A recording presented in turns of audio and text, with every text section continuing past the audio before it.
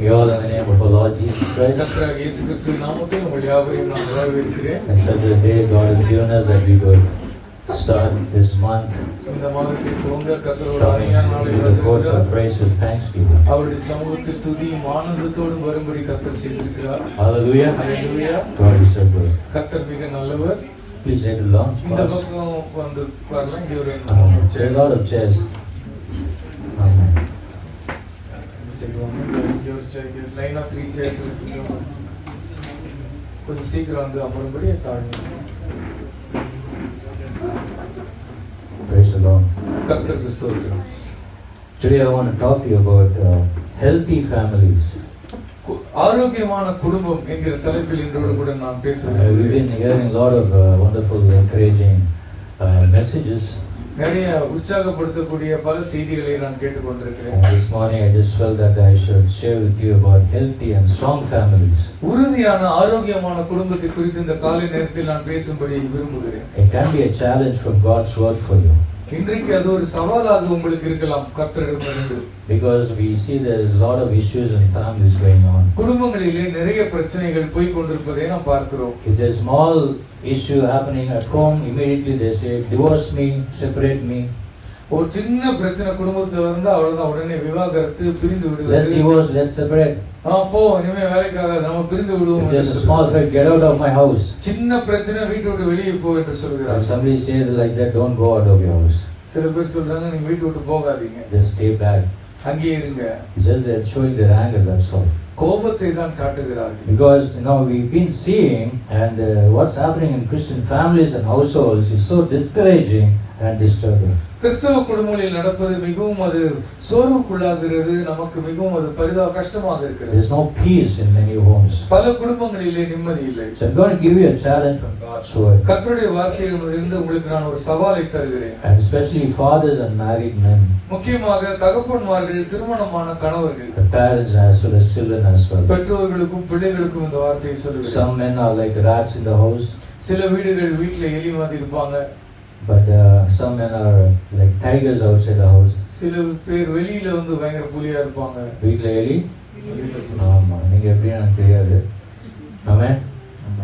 So let's see, look at the word of God. கர்த்தருடைய வார்த்தையை நாம் பார்ப்போம். Let's look at 5 biblical principles that are foundational to having a healthy and strong family. ஒரு உறுதியான ஆரோக்கியமான குடும்பத்தை அமைப்பதற்கு வேதத்திலிருந்து 5 மிக முக்கியமான கொள்கைகளை நாம் பார்ப்போம். Does anyone struggle with being a father, a mother or parent? யாராவது இங்க அம்மாவா, அப்பாவா அல்லது பெற்றோரா இருப்பதிலே போராட்டத்தை கண்டிருக்கிறீர்களா? சும்மா தூக்குங்க கையில. I'm not the only one. நான் மட்டும் தனியா இல்லைங்கிறது ஆறுதலாக இருக்கு. We all struggle in some ways or the other. எல்லாருமே ஏதோ ஒரு விதத்திலே போராடி கொண்டிருக்கிறோம். Whether you've been a father for 10, 20, 30 or 50 years. ஒருவேளை நீங்க 10 ஆண்டுகளாக, 20 ஆண்டுகளாக, 30, 40, 50 ஆண்டுகளாக ஒரு அப்பாவாக இருக்கலாம். Whether you're a parent for 30, 40, 50 years. 30, 40, 50 ஆண்டுகளாக ஒரு அப்பாவாக இருக்கலாம், பெற்றோராக இருக்கலாம். We still need the counsel of God's word. இருப்பினும் நம் அனைவருக்கும் கர்த்தருடைய ஆலோசனை தேவை. There's a Chinese proverb that says like this. ஒரு சீன பழமொழி இவ்வாறாக சொல்லுகிறது. It is harder to lead a family than to rule a nation. ஒரு தேசத்தை ஆள்வதை விட சொந்த குடும்பத்தை நடத்துவது மிக கடினம். I agree with that. நான் அதை ஒத்துக்கிறேன். Apostle Paul said many years or thousands of years ago. ஆயிரக்கணக்கான ஆண்டுகளுக்கு முன்பதாகவே பவுல் சொல்லிவிட்டார். If you do not know how to manage a house, how can you manage the house of சொந்த God? குடும்பத்தை நடத்த தெரியாதவன் தேவனுடைய சபையை எவ்வாறு நடத்துவான்? He always compares family with the church body of our Christ. எப்பொழுதுமே குடும்பத்தையும் கிறிஸ்துவனுடைய சரீரத்தையும் ஒப்பிட்டு பேசுவார். They both are one. ரெண்டுமே ஒண்ணுதான். So when family, we cannot manage a family, how can you manage the house of God? ஒரு குடும்பத்தை சரியாக கையாள முடியாவிட்டால் கர்த்தருடைய ஆலயத்தை, கர்த்தருடைய வீட்டை எப்படி கையாள முடியும்? So first biblical principle is healthy families put God first. முதலாவது வேதாகம கொள்கை என்ன? ஒரு ஆரோக்கியமான குடும்பம் கர்த்தரை முதன்மைப்படுத்தும். Please read, sister, read Luke chapter 14. சகோதரி வாசிகள் லூக்கா 14ஆம் அதிகாரம் Verses from 25 to 33. 25 முதல் 33ஆம் வசனம் வரைக்கும். பின்பு அநேக ஜனங்கள் அவரோட கூட பிரயாணமாய் போகையில் அவர்களிடமாய் அவர் திரும்பி பார்த்து, யாதொருவன் என்னிடத்தில் வந்து தன் தகப்பனையும் தாயையும் மனைவியையும் பிள்ளைகளையும் சகோதரரையும் சகோதரிகளையும் தன் ஜீவனையும் வெறுக்காவிட்டால் எனக்கு சீஷனாய் இருக்க மாட்டான். தன் சிலுவையை சுமந்து கொண்டு எனக்கு பின் செல்லாதவன் எனக்கு சீஷனாய் இருக்க மாட்டான். உங்களில் ஒருவன் ஒரு கோபுரத்தை கட்ட மனதாயிருந்து அஸ்திவாரம் போட்ட பின்பு முடிக்க திராணி இல்லாமல் போனால் பார்க்கிறவர்கள் எல்லாரும் இந்த மனுஷன் கட்ட தொடங்கி முடிக்க திராணி இல்லாமல் போனான் என்று சொல்லி தன்னை பரியாசம் பண்ணாதபடிக்கு அதை கட்டி முடிக்கிறதற்கு தனக்கு நிர்வாகம் உண்டா இல்லையோ என்று முன்பு அவன் உட்கார்ந்து செல்லும் செலவை கணக்கு பாராமல் இருப்பானோ? அன்றியும் ஒரு ராஜா மற்றொரு ராஜாவோட யுத்தம் செய்ய போகிற போது தன்மேல் 20,000 சேவகரோடு வருகிற அவனை தான் 10,000 சேவகரை கொண்டு எதிர்க்க கூடுமோ கூடாதோ என்று முன்பு உட்கார்ந்து ஆலோசனை பண்ணாமல் இருப்பானோ? கூடாதென்று கண்டால் மற்றவன் இன்னும் தூரத்தில் இருக்கும் போதே ஸ்தானாபதிகளை அனுப்பி சமாதானத்துக்கானவர்களை கேட்டுக்கொள்வானே. This is what it means to be a disciple of Jesus Christ. இயேசுவுக்கு சீஷராக இருப்பது என்றால் இதுதான். A disciple is a learner or a student. ஒரு சீஷன் என்பவன் அவன் கற்றுக்கொள்ளுகிறவன், அவன் ஒரு மாணவன். If you have to learn from Jesus, you must put God first in your life. இயேசுவிடமிருந்து நீங்கள் கற்றுக்கொள்ள விரும்பினால் நீங்கள் முதலாவது தேவனுக்கு முன்னுரிமை தர வேண்டும். A lot of people get offended when they read Luke chapter 14 verses 25 to 33. லூக்கா 14ஆம் அதிகாரம் 25 முதல் 33ஆம் வசனம் வரைக்கும் வாசித்தால் பலர் காயப்படுவார்கள். Jesus is not harsh in saying that we must hate our family members to follow him. இயேசுவை பின்பற்றுவதற்கு சொந்த குடும்பத்தினரை வெறுக்க வேண்டும் என்று இயேசு சொல்லுகிறதினாலே இயேசு கடினமான உபதேசத்தை கொடுக்கவில்லை. But Jesus is using an extreme statement to contrast love and hate in order to emphasize that we should put God first in our lives. அன்பையும் பகைமையும் குறித்ததான மிக தீவிரமான வாக்கியங்களை இயேசு கிறிஸ்து பயன்படுத்தி கர்த்தரை நாம் முன்னிறுத்த வேண்டும், முதன்மைப்படுத்த வேண்டும் என்பதை கர்த்தர் இங்கே வலியுறுத்துகிறார். Jesus Christ deserves priority over every other relationship. இந்த உலகத்தில் உள்ள எல்லா உறவுக்கு மேலாக கர்த்தரோடு இருக்கிற உறவுக்கு தான் முன்னுரிமை என்பதை கர்த்தர் மிக தெளிவாக இங்கே உரைக்கிறார். If you must choose between Jesus Christ and a family member, Jesus wins. சொந்த குடும்பத்தோடும் இயேசு கிறிஸ்துவோடும் ஒப்பீடு நடந்து ரெண்டிலே ஒருவரை தெரிந்து கொள்ள விரும்பினால் இயேசு வெற்றி பெற வேண்டும். Who would you choose? நீங்கள் யாரை தெரிந்து கொள்வீர்கள்? Family member or Jesus? குடும்பத்தின் அங்கத்தினரா இயேசுவா? Jesus.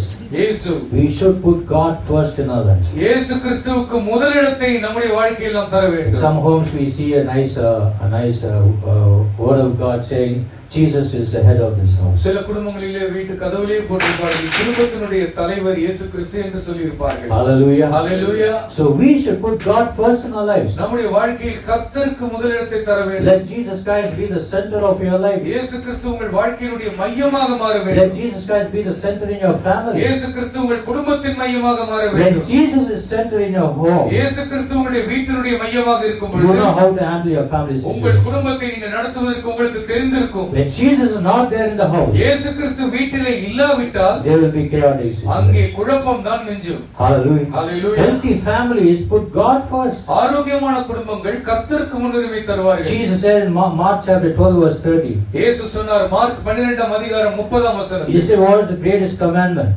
என்ன பெரிய கற்பனை என்று கர்த்தர் சொல்லுகிறார். Please read that verse. அந்த வசனத்தை வாசியுங்கள். Mark 12:30.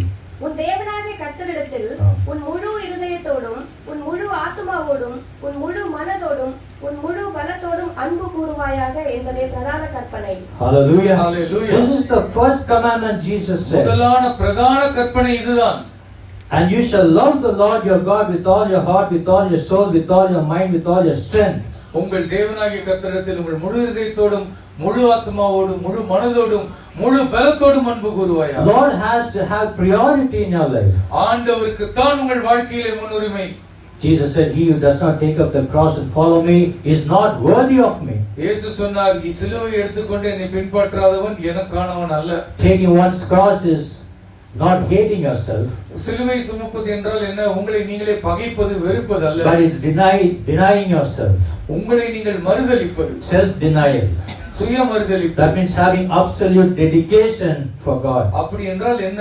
தேவனுக்கு என்று முழுமையான அர்ப்பணிக்கப்பட்ட ஒரு வாழ்க்கை. Fathers and married men,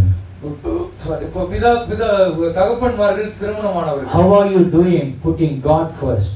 நீங்கள் தேவனுக்கு எப்படி முதன்மை தருகிறீர்கள்? Does God come before your family? உங்கள் குடும்பத்திற்கு முன்னதாக கர்த்தர் வருகிறாரா? Does God come before your wife and children? உங்கள் மனைவி பிள்ளைகளை விட கர்த்தர் முன்னுரிமை பெறுகிறாரா? Does God come before every other family member? குடும்பத்தில் உள்ள எல்லா அங்கத்தினர்களை பார்க்கிலும் கர்த்தருக்கு முன்னுரிமை இருக்கிறதா? Does God come before yourself, before your interests, your hobbies and desires? உங்களுடைய விருப்பம், வாஞ்சை, உங்களுடைய சுயம் இதற்கு முன்பதாக கர்த்தர் இருக்கிறாரா? If you want a healthy and a strong family, ஆரோக்கியமான உறுதியான குடும்பம் உங்களுக்கு it வேண்டுமானால் starts with you. அது உங்களிடமிருந்து தொடங்குகிறது. And your pursuit of God, sitting Jesus Christ in your life. தேவனை தேடுகிற உங்களுடைய முயற்சியில் கர்த்தராகிய இயேசு கிறிஸ்து முன்னுரிமை பெறுகிறார். Your loyalty to Jesus has to come before your loyalty to your family. உங்கள் சொந்த குடும்பத்திற்கு நீங்கள் உண்மையாக இருப்பதை விட இயேசுவுக்கு உண்மையாக இருப்பதை நீங்கள் முதலாவதாக தெரிந்து கொள்ள வேண்டும். Put Jesus Christ first. இயேசு கிறிஸ்துவுக்கு முதலிடத்தை கொடுங்கள். Firstly seek his kingdom, righteousness, and all things shall be added unto you. முதலாவது தேவனுடைய ராஜ்யத்தையும் அவருடைய நீதியையும் தேடுங்கள், அப்பொழுது இவைகள் எல்லாம் கூட கொடுக்கப்படும். Hallelujah. Hallelujah. First the Lord Jesus Christ. முதலாவது ஆண்டவராகிய இயேசு கிறிஸ்து. Everything else is secondary. எல்லாமே இரண்டாவது தான். Second point is, இரண்டாவதாக healthy families provide for each other.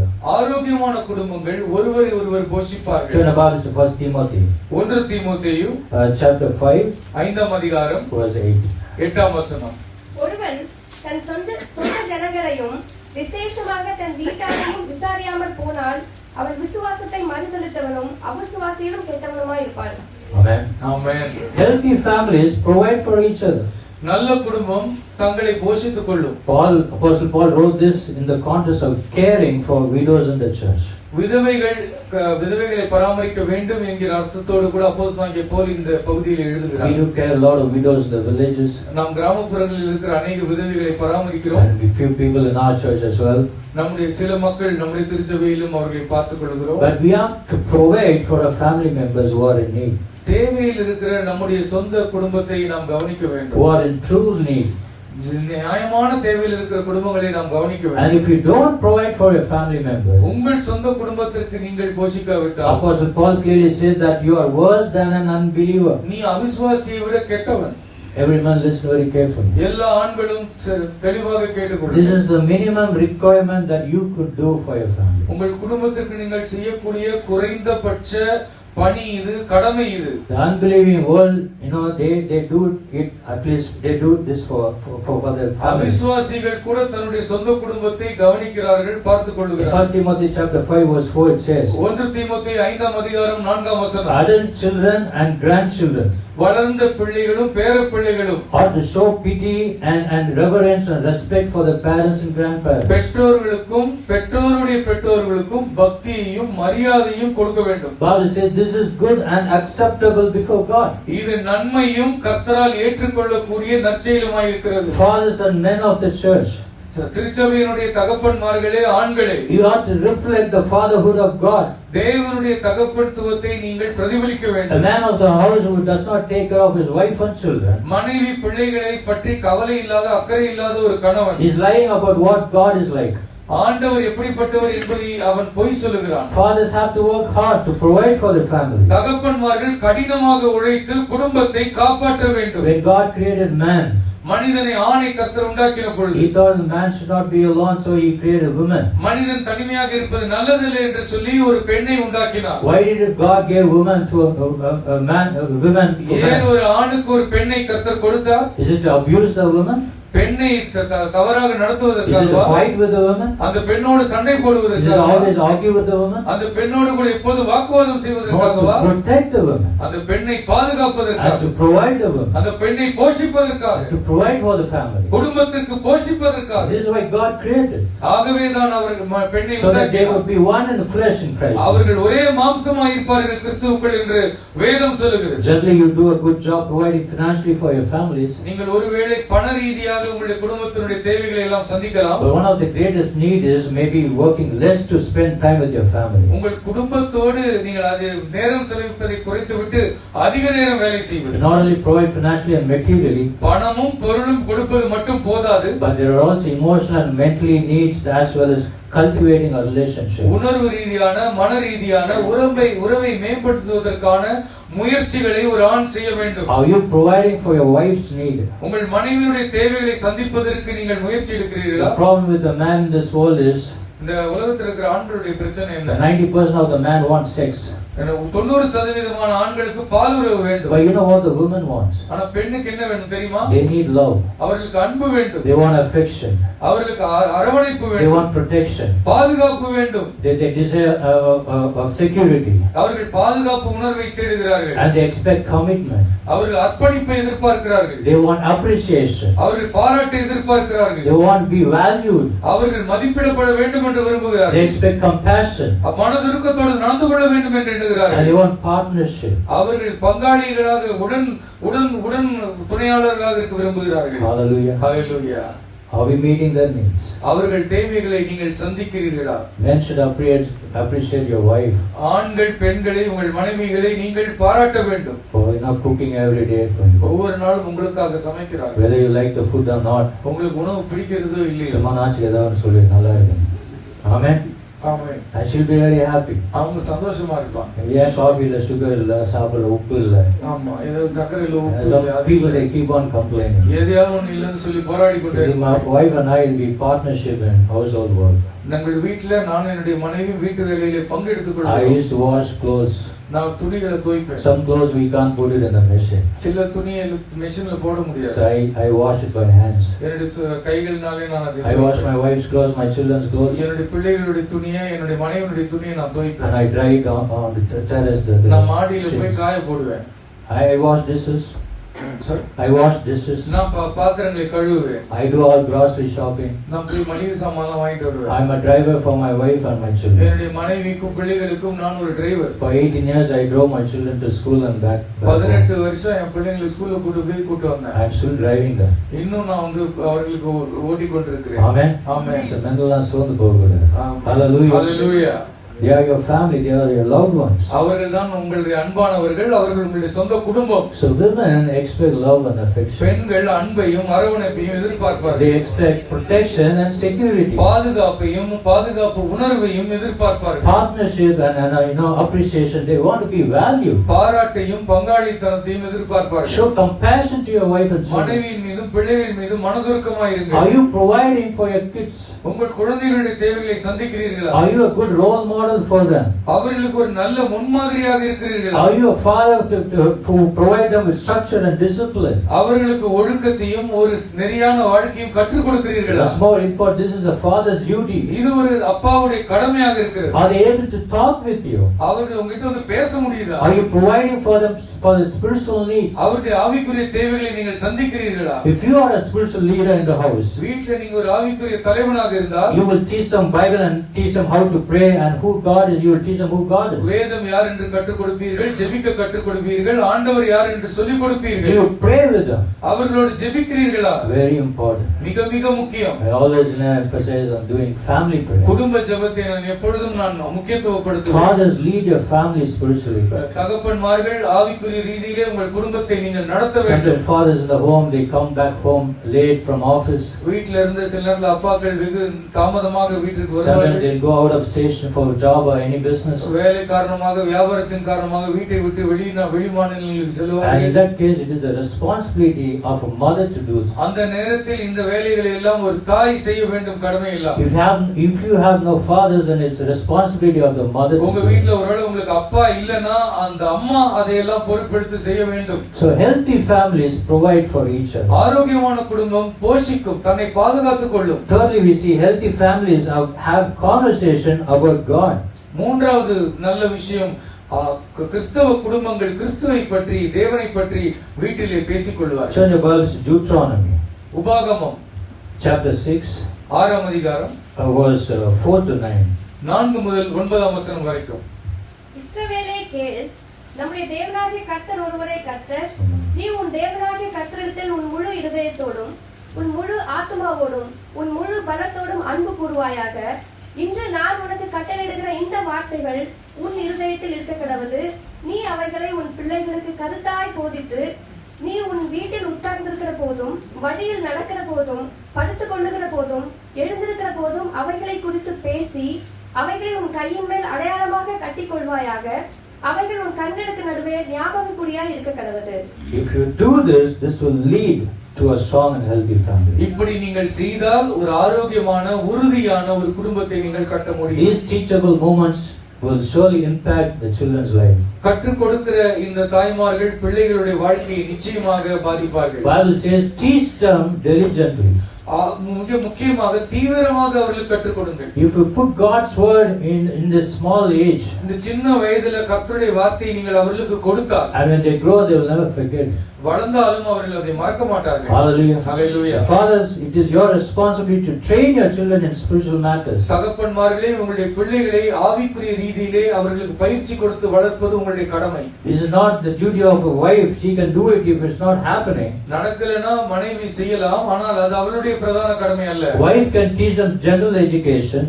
மனைவி அவர்களுக்கு பொது அறிவை வளர்க்க வேண்டும். Household and a task and household chores. வீட்டில் உள்ள பொறுப்புகள் என்னென்ன, வீட்டை எப்படி பராமரிப்பது என்பதை ஒரு மனைவி கற்றுக் கொடுக்க But it is the வேண்டும். responsibility of a father to do so.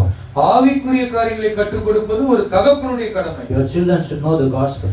நற்செய்தியை உங்கள் பிள்ளைகள் அறிந்திருக்க வேண்டியதை உறுதி செய்வது தகப்பனுடைய கடமை. When sometimes now you give them, you teach them bedtime stories. You tell them bedtime stories. தூங்க போகும்போது கதை சொல்லுவீங்க. After they grow, you don't say anything. அங்க போய் நீங்க எதுவுமே பகிர்ந்து You கொள்வதில்லை. don't teach them how to pray.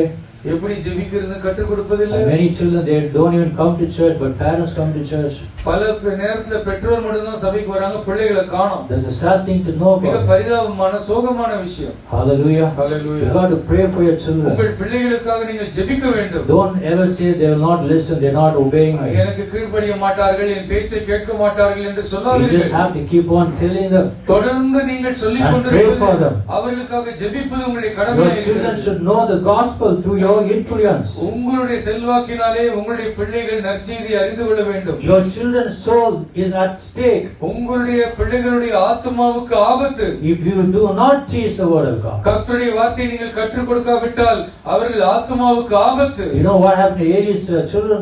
ஏலியோட பிள்ளைக்கு என்ன நடந்தது? A strong and healthy family ஒரு உறுதியான பலமான குடும்பம் will have regular conversation with God. தேவனோடு கூட தேவனை பற்றி அவர்கள் தொடர்ந்து பேசிக் கொண்டிருப்பார்கள். Fourthly, we see நான்காவதாக நாம் காண்கிறோம், healthy families serve each other. ஆரோக்கியமான குடும்பம் ஒருவருக்கு ஒருவர் சேவை செய்வார்கள். Turn Bibles to Mark, Gospel of Mark, mark எழுதின சுவிசேஷம் chapter 9, 9ஆம் அதிகாரம் verses from 33 to 35.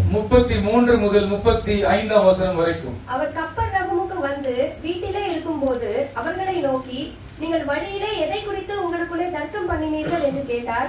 அதற்கு அவர்கள் பேசாமல் இருந்தார்கள். ஏனெனில் அவர்கள் தங்களுக்குள்ளே எவன் பெரியவன் என்று வழியில் தர்க்கம் பண்ணினார்கள். அப்பொழுது அவர் உட்கார்ந்து 12 அழைத்து, எவனாகிலும் முதல்வனாய் இருக்க விரும்பினால் அவன் எல்லாருக்கும் கடையானவனும் எல்லாருக்கும் ஊழியக்காரனுமாய் இருக்க கடவன் என்று சொல்லி, ஒரு சிறு பிள்ளையை எடுத்து அதை அவர்கள் நடுவிலே நிறுத்தி அதை அணைத்துக் கொண்டு, இப்படிப்பட்ட சிறு பிள்ளைகளில் ஒன்றை என் நாமத்தினாலே ஏற்றுக்கொள்ளுகிறவன் என்னை ஏற்றுக்கொள்ளுகிறான், என்னை ஏற்றுக்கொள்ளுகிறவன் என்னை அல்ல என்னை அனுப்பினவரை ஏற்றுக்கொள்ளுகிறான் என்றார். Just like the disciples, we still do the same today. இந்த சீஷர்களைப் போலவே நாமும் கூட சில நேரத்தில் நடந்து கொள்கிறோம். Talking about who is the greatest. யார் பெரியவர் என்று சண்டை போடுகிறோம். Here we see the disciples were disputing who would be placed highest in God's kingdom. தேவனுடைய ராஜ்யத்தில் எவன் முதல்வனாய் இருப்பான் என்று சொல்லி அவர்களுக்குள்ளே போட்டி ஏற்பட்டது. But what's interesting is that Jesus does not rebuke his disciples for wanting to be great. பெரியவனாய் இருப்பதை குறித்து இயேசு கிறிஸ்து அவர்களை திட்டவில்லை, அது நல்ல விஷயம்தான். But the manner in which they would become great.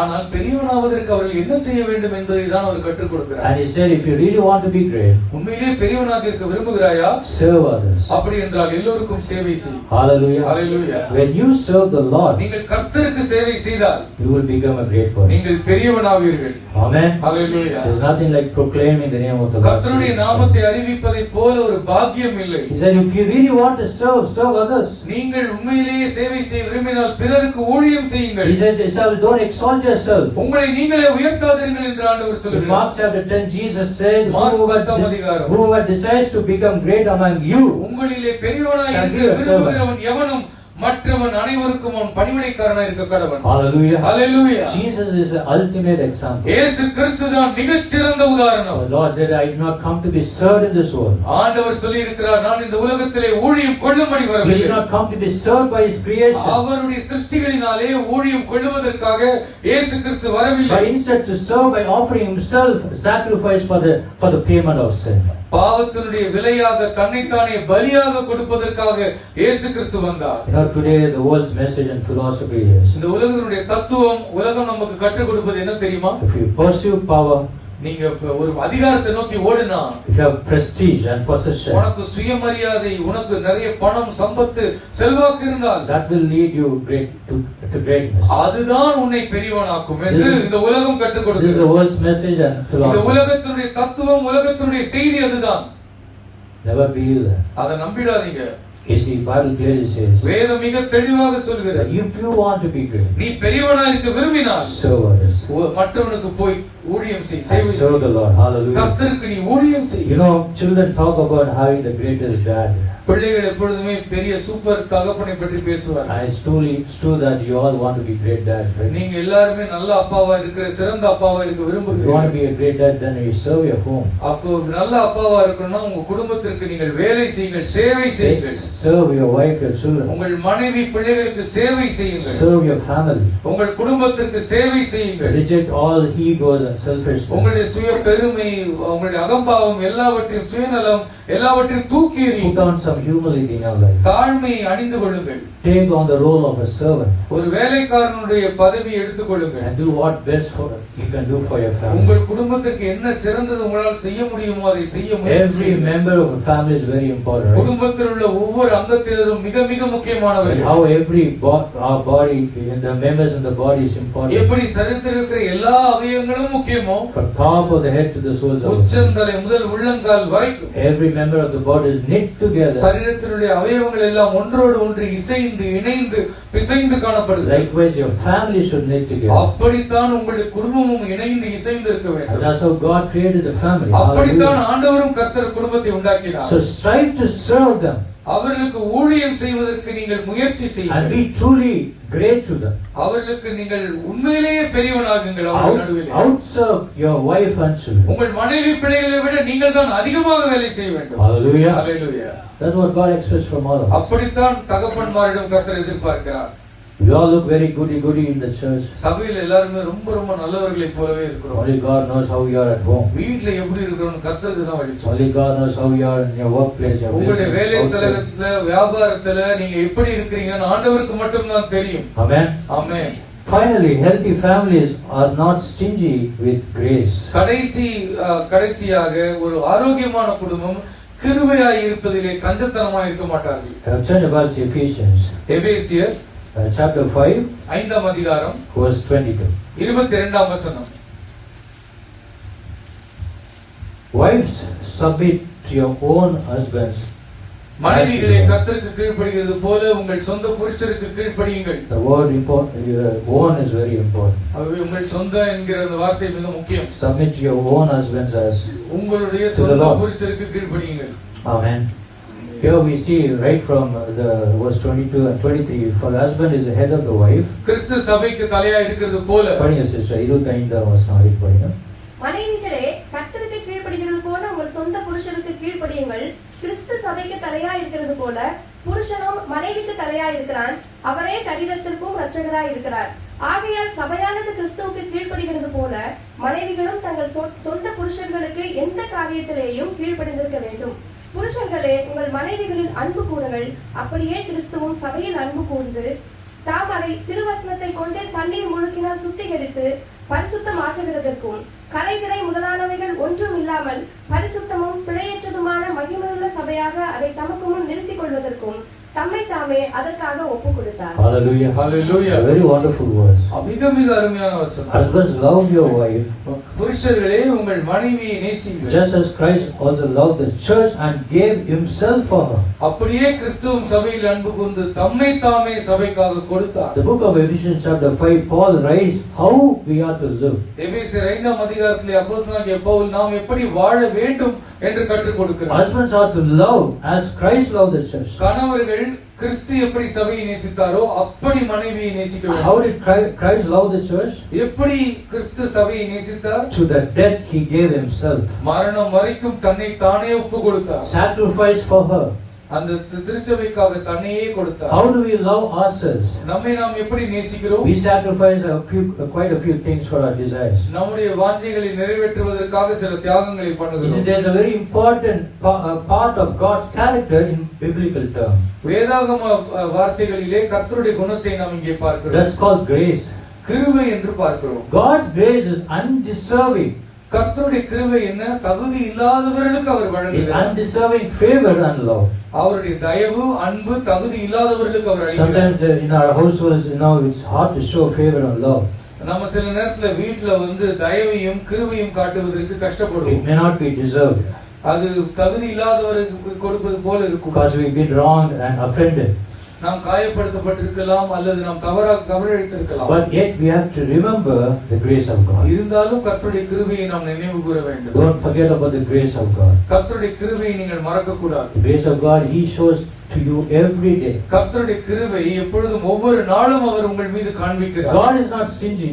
கர்த்தர் கஞ்சத்தனமாக He is not இருக்கிறார். stingy with His grace. அவருடைய கிருபையை குறித்து அவர் கஞ்சத்தனம் உடையவராக The இருக்கிறார். fathers, no fathers in this world is perfect. இந்த உலகத்துல பூரணமான அப்பாக்களே கிடையாது, பூரணமான தகப்பன்மார்களே But கிடையாது. we need to give the grace of God to our families. நம்முடைய குடும்பத்திலே கர்த்தருடைய கிருபைக்கு இடமளிக்க வேண்டும். So never, extend when there is a small issue in your home. வீட்ல ஒரு சின்ன பிரச்சனை வந்துருச்சுன்னா Don't get carried away with that issue. உடனே அந்த பிரச்சனையை பெருசாக்கிறாதீங்க.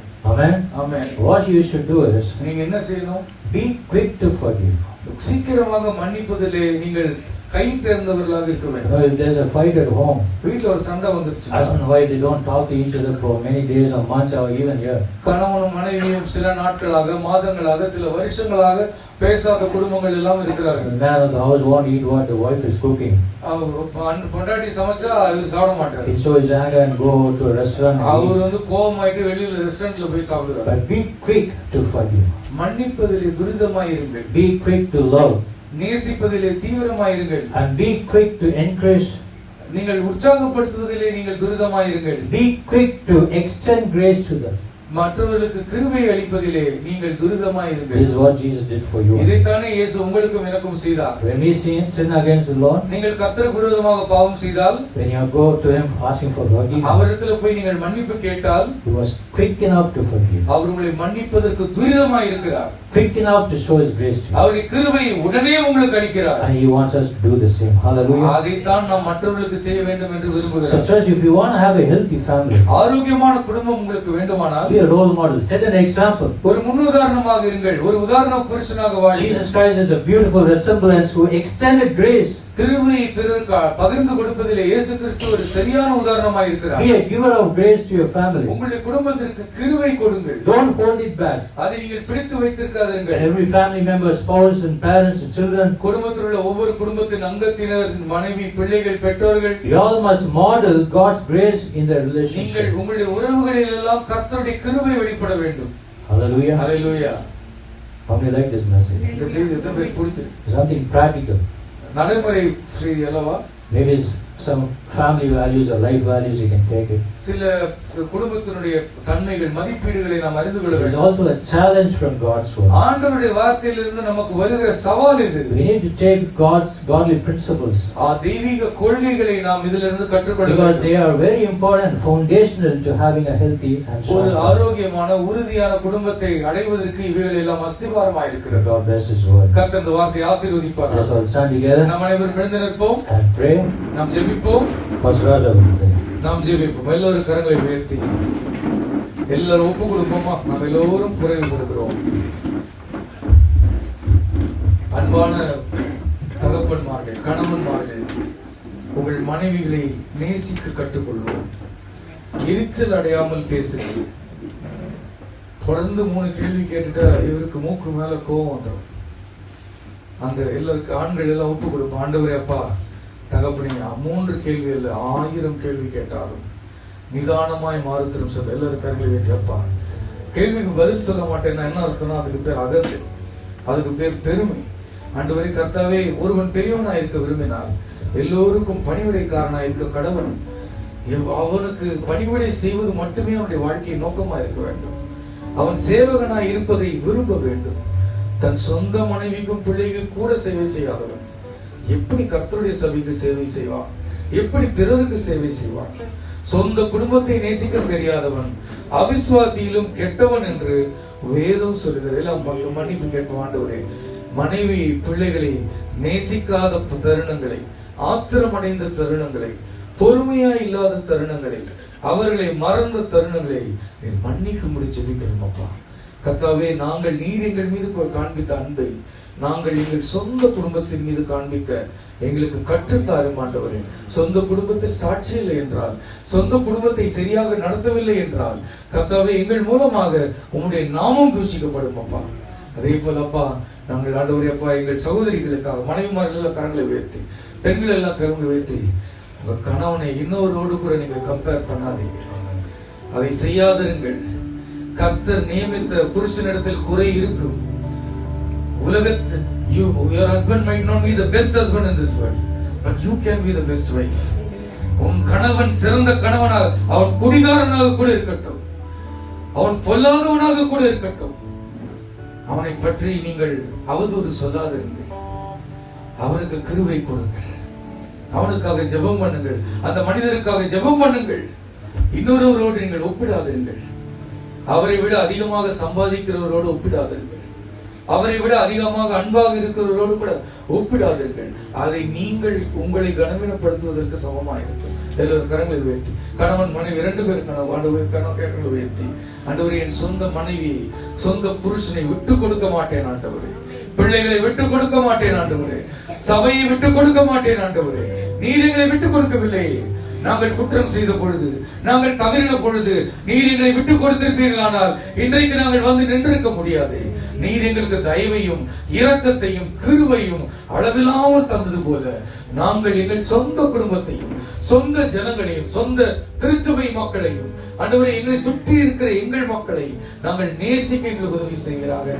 அப்படி செய்வதன் மூலமாக உலகம் எங்களிலே கிறிஸ்துவை காணும். இவர்கள் கிறிஸ்தவர்கள், இவர்கள் பொறுமையாயிருப்பார்கள், இவர்கள் மன்னித்து விடுவார்கள், இவர்கள் இரக்கமாயிருப்பார்கள். சொந்த மனைவியை மன்னிக்க முடியாதவன், சொந்த கணவரை மன்னிக்க முடியாதவர்கள், இங்கிருந்து நாம் பிறரை மன்னிக்க போகிறோம், பிறரை நேசிக்க போகிறோம், பிறரை போஷிக்க போகிறோம். சொந்த பிள்ளைகளை விசாரிக்காதவர்கள் எப்படி ஊரில் உள்ள பிள்ளைகளை விசாரிக்க போகிறோம்? மற்றவர்களுக்கு நாம் எப்படி உதாரணமா இருக்க போகிறோம்? அன்பின் ஆண்டவரே, எங்களோடு பேசின நல்ல வார்த்தைகளுக்காக நன்றி. ஆரோக்கியமான ஒரு திருச்சபை, ஆரோக்கியமான ஒரு குடும்பம் ஆண்டவரே, இரண்டும் வேறல்ல. ஒரு அகண்ட குடும்பம் தான் திருச்சபை.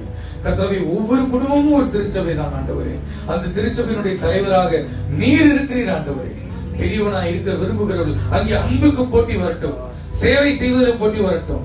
மனைவியை நான் அதிகமாக நேசிக்கிறேனா அல்லது மனைவி அதிகமாக கணவரை நேசிக்கிறாரா? பிள்ளைகள் பெற்றோரை நேசிக்கிறார்களா அல்லது பெற்றோர்கள் பிள்ளைகளை நேசிக்கிறார்களா என்கிற ஒரு அன்பின் போட்டி உண்டாகட்டும். அன்பிற்கு ஒன்றே தவிர வேறொன்றுக்கு நாங்கள் கடன்படாதிருக்க உதவி செய்தார்கள். உடைய திருக்கரத்தில் எங்களை அர்ப்பணிக்கிறோம். இயேசுவின் நாமத்தில் ஜெபிக்கிறோம் பிதாவே.